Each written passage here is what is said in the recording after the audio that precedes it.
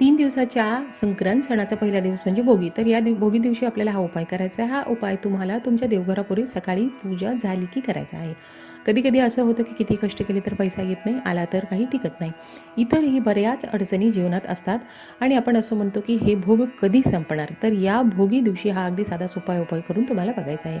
यामुळे तुम्हाला अगदी सगळंच काही बदलणार नाही, पण थोड्याफार प्रमाणात सकारात्मक बदल नक्कीच घडू शकतात. तर तुम्हाला काय करायचं आहे, देवघरातल्या जो दिवा आहे तो सोडून आकाराने थोडा मोठा दिवा तुम्हाला स्वच्छ धुवून प्लेटमध्ये तांदूळ घेऊन त्यावर हा दिवा ठेवायचा आहे. तेल घालायचे, वात घालायची आणि हळदी कुंकू अक्षता फुले वाहून या दिवाची पूजा करायची आणि देवापुढे हा दिवा प्रज्वलित करायचा आहे. हात जोडून प्रार्थना करायची आहे आणि यामध्ये तुम्हाला एक वस्तू घालायची आहे, ती म्हणजे चिमूटभर हळद. तर हळद कशासाठी? तर हळदीला हिंदू धर्मामध्ये शुद्ध आणि मंगलकारी मानलं जातं.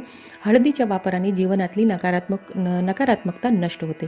तर अगदी साधा उपाय करून बघा आणि व्हिडिओतली माहिती आवडली तर सबस्क्राईब करा.